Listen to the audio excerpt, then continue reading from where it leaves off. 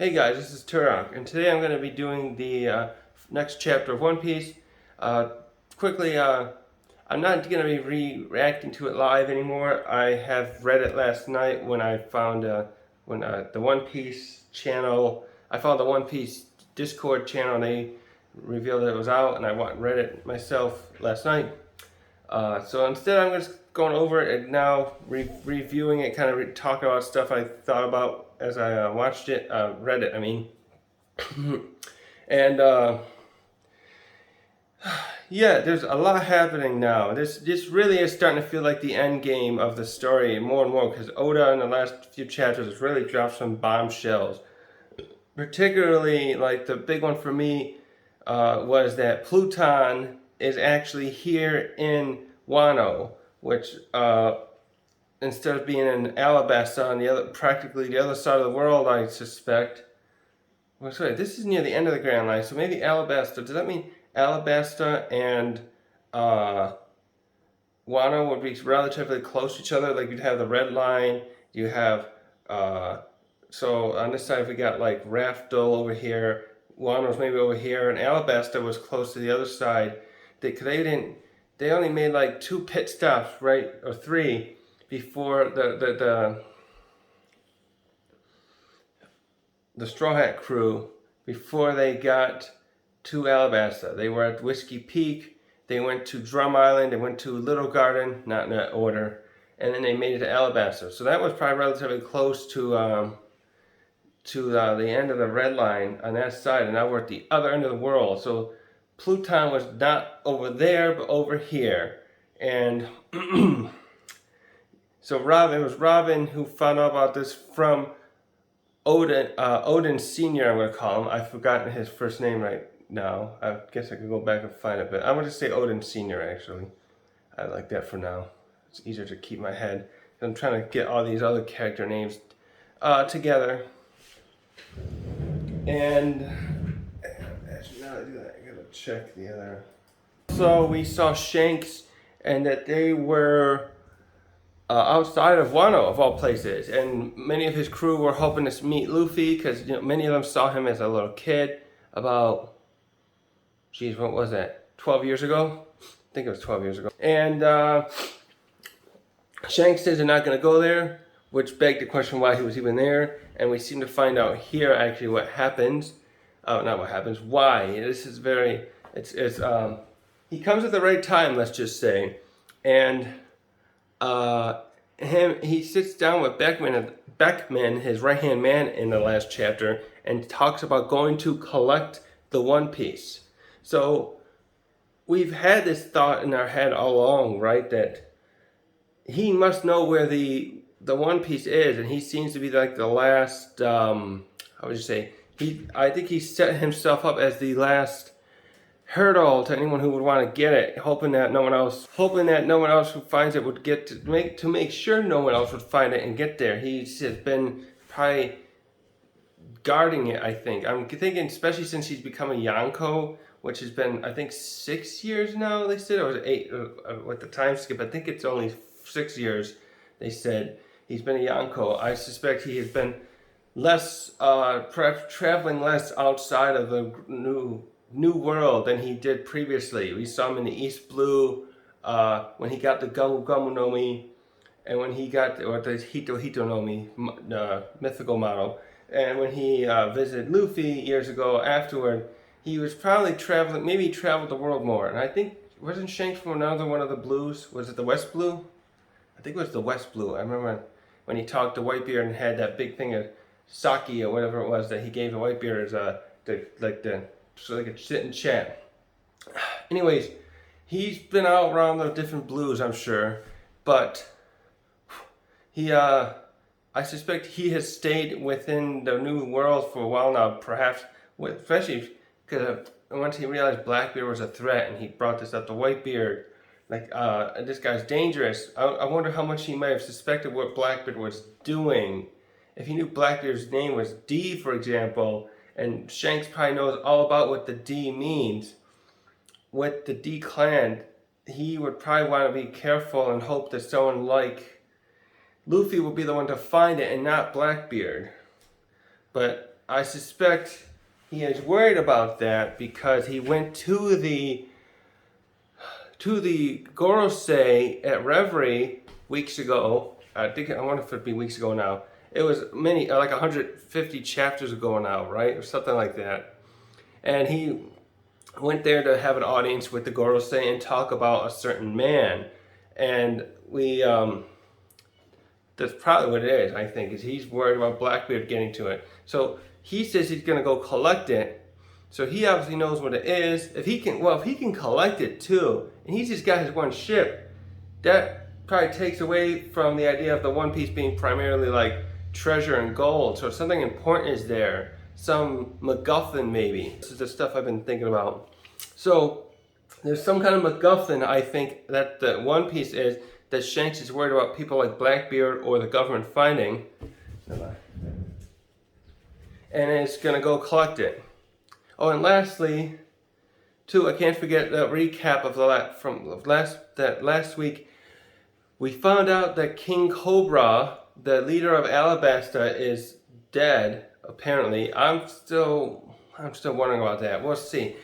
And that Sabo is the one who killed him, and in an assassination.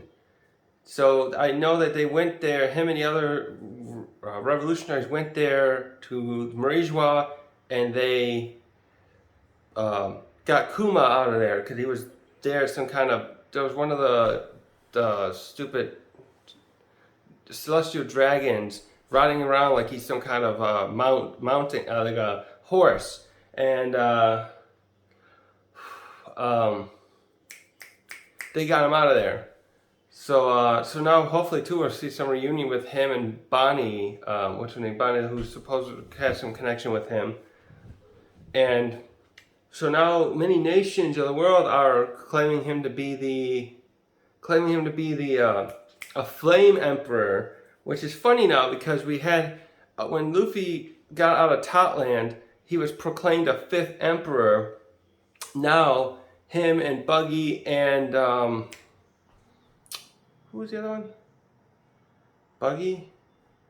Oh no, I forgot. Yeah, just Luffy and Buggy and Blackbeard. I had a total brain freeze with Blackbeard. I was thinking about Law and Kid, but neither one of them. Their bounties is as high as Luffy's, but they're not an emperor. So somehow they know he's the one who beat Kaido. So the back to Sabo. Luffy was proclaimed the 5th emperor a couple hundred chapters ago, and now we have 4 new emperors with Big Mom. Well, not 4 new. We have a new set of emperors altogether. How am I saying that right? Shanks and Teach have now have Luffy and Buggy placed there as emperors, but now we have Sabo as the new 5th emperor, it would seem, because he is being proclaimed such by other people. No, that's interesting actually. Who proclaimed the Yonko to be the emperors like that? Did they each proclaim themselves an emperor when they took over territory, like Whitebeard and Big Mom and maybe Roger back in the day? And then there just happened to be 4 of them. Like after Roger's death, there'd be 3 of them for a while. With Kaido, Big Mom, and Whitebeard, there was 3 Yonko. I wonder what 3 is, and that's not Yonko, because Ko's the emperor, I believe. Word for emperor, right? And Yan is 4, if I remember correctly. And I just looked that one up once. So, did the world government proclaim them the Yonko because they're having, or then before whatever 3 Ko would be, and the where was my train of thought going with this? Come on. Wow, there. Help me figure this out. Where was I going with my conversation? So who proclaimed them the emperors? The 4 emperors, probably the government, because that's right. My train of thought was the people of I think it was 8 nations or so are proclaiming Sabo the Flame Emperor, and as some kind of hero for taking out a person who was related to the celestial dragons. So yep, now we got 5 emperors again. We got Shanks there. We got just so much shit going on. I'm losing my mind almost over this. So let's get back into the chapter. I've chatted long enough. So we continue the battle with the Momonosuke Yamato against Green Bull, and Green Bull is clearly winning. He wrapped up Momonosuke in his dragon form, but he wants Yamato to not. Momonosuke wants Yamato to not interfere, in which he doesn't understand why. And what's going on there is Momonosuke is trying to learn to become a self-sufficient leader and able to stand against outside threats, because as the leader of Wano, that's basically his job, other than being like a strong person at the helm. He has to like be there at the helm, well, that's the same thing I'm trying to say, is he's at the helm there to steer him from danger. That means he has to fight off invaders or whatnot. So he doesn't want Yamato to interfere, because I guess he's seen her as like she's going to be part of the Straw Hat crew and not really his citizen there, not one of his guard. So he wants himself and his red scabbards to be able to stand up to outside threats.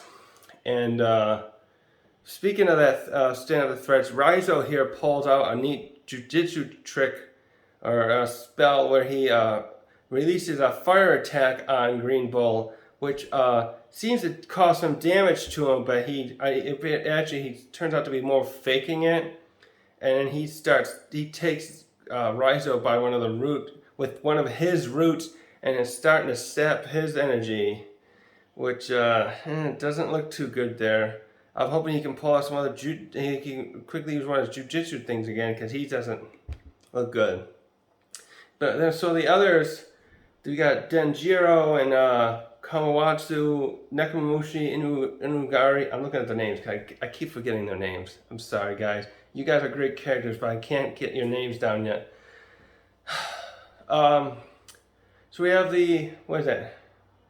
We have five of the scabbards there. 5 of the scabbards, right?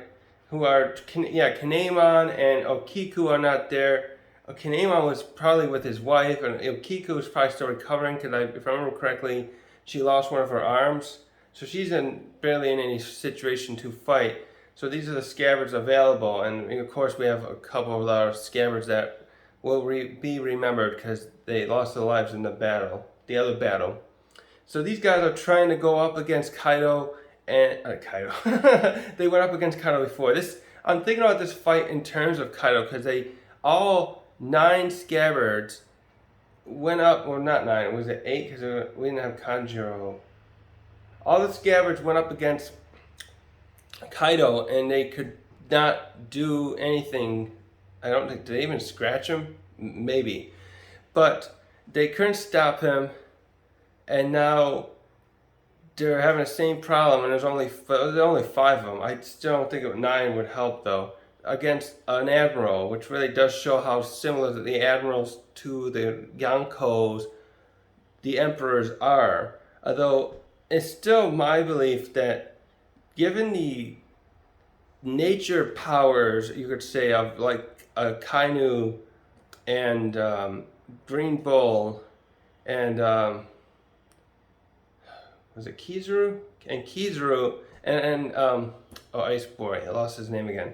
That those guys all together, I think, could really just curb stomp the Yonko, especially even Kaido, because like he's physically strong. He's probably like the strongest guy. He's probably like the most physically strong character alive right now. Yet I can't see how, with all his power and his haki, how he could take out someone like a Kainu, who would just start turning the ground and everything into heat. I'm overthinking this. I want to move on. So these guys are going on, trying to fight him, and they're all getting tied up now. They can't cut. They're cutting him, but he can just keep growing vines. So when they switch up from the action, though, to see Robin and Odin Senior, and now Law has joined them. He's figured out what's going on because he too is trying to figure out the secret of the will of D. He got some answers from a little bit from Son Goku, and so him and Robin really are the only two that care. That really care among our main cast about what's going on. I think Luffy needs to start caring soon. Hopefully something will kick him into gear to realize there's stuff going on that makes it more important than ever for me to become king of the pirates and gain the One Piece. I'll probably find where the Laugh Tale is. I feel like Laugh Tale is going to be more about what happened in the Void Century than what the One Piece is. Maybe there is a MacGuffin there, or maybe not. But I almost think Laugh Tale itself is the MacGuffin, is the important thing to have control of. And that's why with the road poneglyphs being in the hand of different Yonko all this time, it was probably in Shanks' favor to let it stay that way just so long as Laugh Tale was kept safe.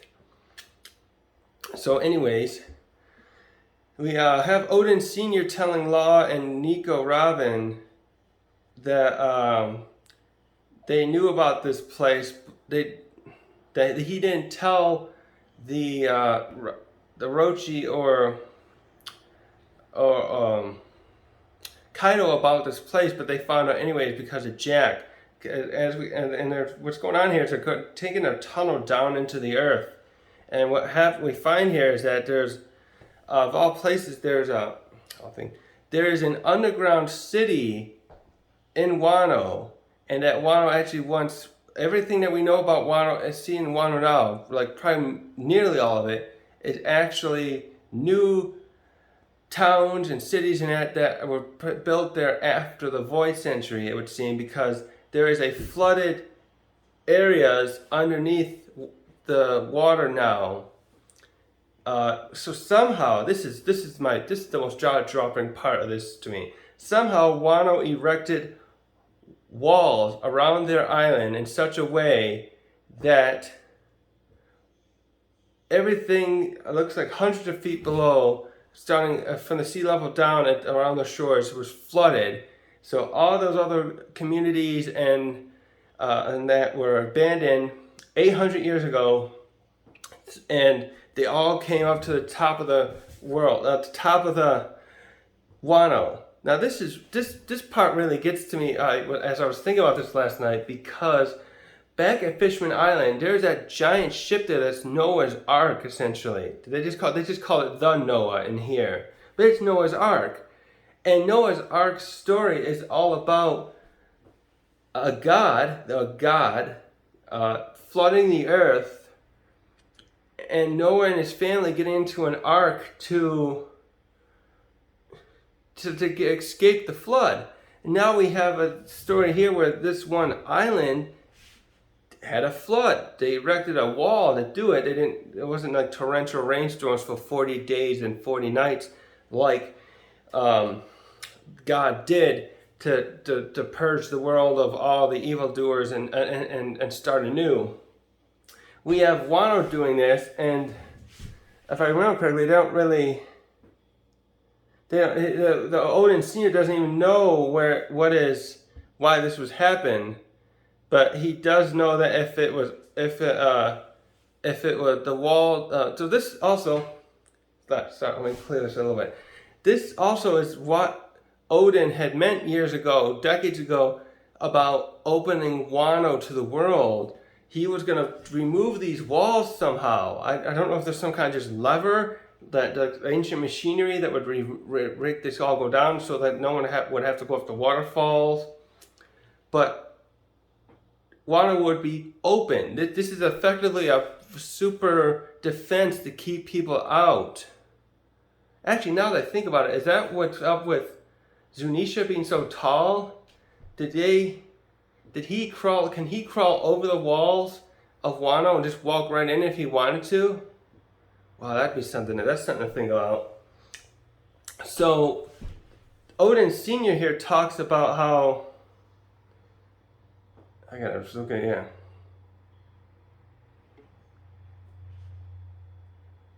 Yeah, right. I had to review this. I read this late last night and I was tired.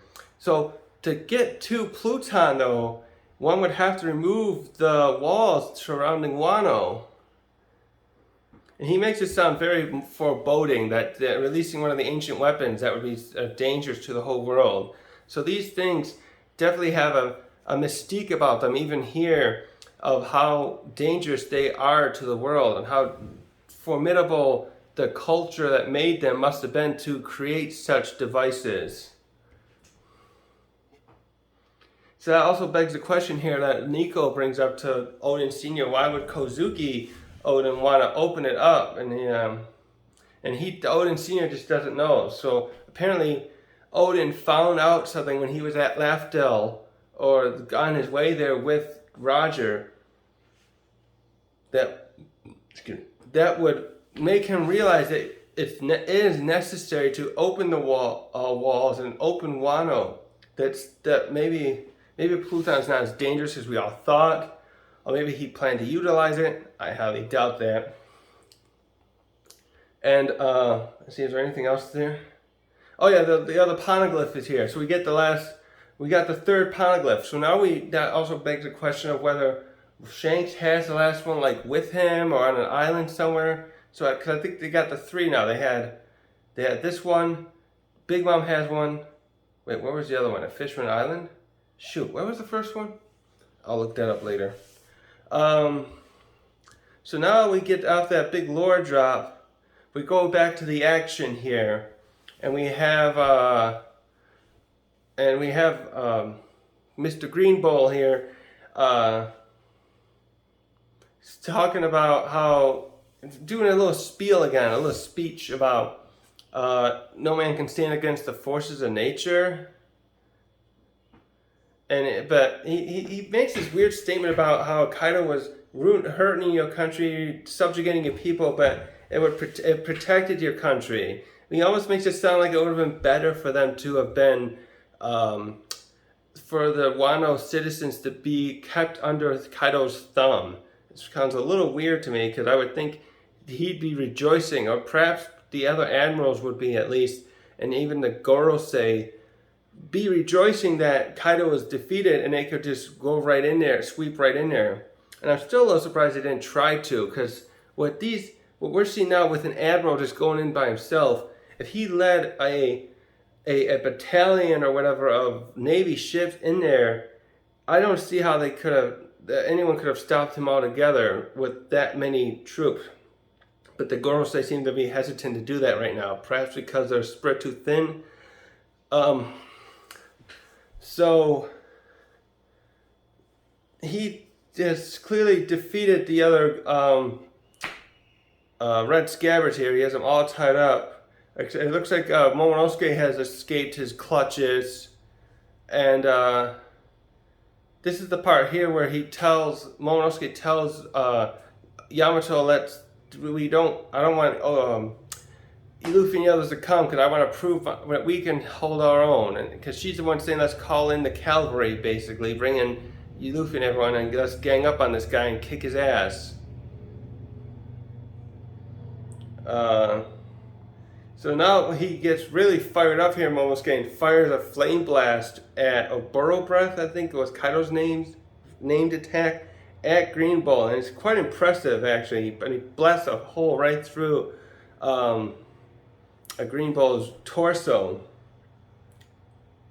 Unfortunately, it's not enough, and he recovers. Yeah, it actually does at first look like, it looks very effective at first. Now that I look at this panel again, and he melts that form that Greenbowl has taken, but he comes back up in a little sprout, very similar to something like so basically with this kind of form, he's much like Perfect Cell or Majin Buu, where he can recover if you don't destroy him entirely. And he gets back up into his giant form rather quickly, it looks like, and is prepared to finish off Momonosuke. And this is where the chapter is peak. Like, get ready for this. The chapter has already been awesome with the lore drop. Like, that's my favorite part. But now we have some decent action going on here. But as futile action.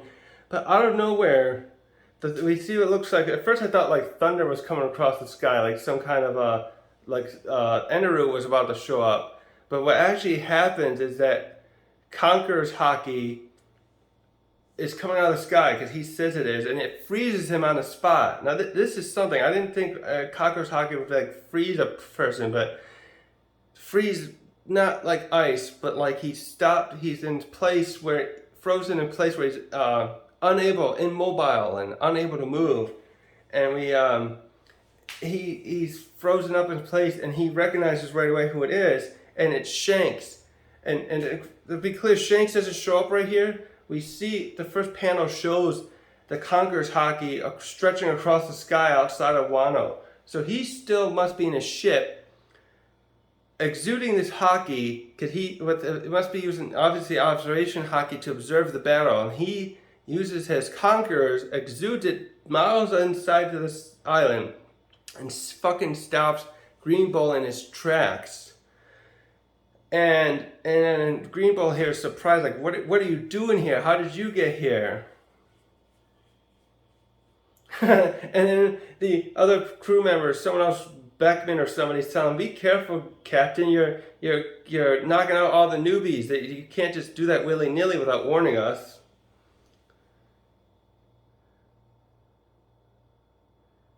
So basically now somehow Shanks is communicating to Green Bull from across this many miles, and basically what's happening here is Shanks is pulling the same maneuver Dragon did when he saved Luffy from Smoker back at Logtown, and like you can't step in now. This is right when things are getting good or they're about to make history. You will not be stopping this yet. And he makes this, we have this great panel close up of Shanks, and he asks Green Bull, "Does the new age frighten you that much?" Which I doubt Green Bull, I know Green Bull has access to a lot of information being a Navy Admiral, but does he really, a Marine Admiral, would he really know about much of that big picture? I don't know. That's an interesting thing. Well, all the other admirals have been there for decades. Well, what's his name? Gravity guy. I can't think of his name. Fujitora. He's just been there a couple years too, but he is an old man, and he must know much about what's going on in the world. So would he care, or would he dig in to find out what's happening with the admirals, what's going on in the world with the D-Clan and such? I feel like he would, and probably knows a bit about it already. He probably looks like someone who's rubbed elbows with lots of powerful people before. Being a swordsman, I wonder if he's like Shanks, or not Shanks, probably Mihawk's teacher, or a teacher of Mihawk's teacher, because I don't know, he looks like maybe he could just be Mihawk's teacher. But I don't know if Green Bull would really know what's going on in the world at large, like in the way that Shanks is speaking of, the abstract of this new age. I think he just wants to, be a Kainu, following Akainu's shoes, and just clean the world of pirates and make the world safe in their imagery of just stopping all this pirate scum as they see it, that's been a thorn in their side for the last 3 decades or more, with the rise of rocks, and that'd be like 4 decades, 5 decades now. Rise of rocks and Roger and Big Mom, and now after Roger's death, the surgence of new pirates like Doflamingo, Moria, and now Luffy and Kid and Long. So Red Bull, realizing he can't win here, somehow he still looks like he's frozen in place. He says he'll back off, and he doesn't want to pick a fight with you, at least not now. And we don't see him leave. We just see afterward the Yamato and cheering, and Momonosuke is in tears that I guess that they got out of this relatively unscathed. And we don't see Raizo and the others again, so I hope he's okay, because he looked like he was getting some of his life sucked out of him right after he launched that fire jujitsu against him. Jutsu? So we end the pan. So we end the. Now we reach the end here, and we see that Luffy, Sanji, Zoro, and Jinbei are at the edge of the Flower Capital, and they actually had known that the Green Bull was there. So I guess they were like holding off to give Momonosuke the what he wanted, his ability, a chance to fight them off, fight an admiral off himself, repel an attack, and so maybe they were prepared to jump in if they had to. I would like to think so. The four of them with the others, I think would make an impressive contingent to try and repel an admiral. Especially if Zoro, really, I wonder if Zoro, because he's got Enma now, if Zoro with Enma could really slice him up. Well, I mean, he still kept regrowing when he got burned down, so it's pretty. Well, no, he's a Logia, right? So if Zoro, theoretically, or someone of that a high caliber like that, could cut him in half with Enma, or if Mihawk had done it, would that kill him in much the same way if he had done it properly against Monet with her snow fruit? I bet that is possible, though he's so much more powerful, I think, than Monet. It'd be interesting to figure out how that would work. And so, yeah, the four of them commented like, look, he's gone, the Green Bull's left, and that we didn't need to lend a hand. So yeah, I'm right. So they comment that the others didn't need their help, and Jinbei, or is that Zoro, says like, who was that haki that was being used, who was exuding that haki just now? And it's Luffy seems to know right away and says about a familiar face came back or popped in his head. And the ending panel shows Shanks' ship apparently leaving Wano now. So that he must have known somehow an admiral was going to show up. Shanks must be quite perceptive or quite aware of what's going on in the world. And he knew he had to come there to help them, because they're just, much like Luffy against Smoker, they're not quite ready to take on an admiral, I think. Although it will be interesting now to see how cartoonish powers like Luffy's could go against a Logia type. But so we end the chapter with that. So we had this 2 parts now. Oh yeah, and by the way, they showed a little party. They showed the other Straw Hats still partying. So all of them, other than these 4, and then Yamato, were completely oblivious to the events that just happened. Apparently, somehow Shanks exuded just enough haki to not go into the Flower Capital, which is an amazing show of control. An amazing show of what haki can do. Like, how did he do that to Green Bull? What did he freeze him up? Is Green Bull not quite strong-willed enough to be resisted, I guess? That's what it kind of looks like here. So a lot of questions here to talk about. So we didn't get much more than One Piece, but we found we had some stuff here about Wano that's highly interesting. The relationship to the Void Century, and the idea that Pluton and a road poneglyph is here. This is getting heavy, guys. This is getting quite good. So I think that's all I'm going to say today, and thanks for watching.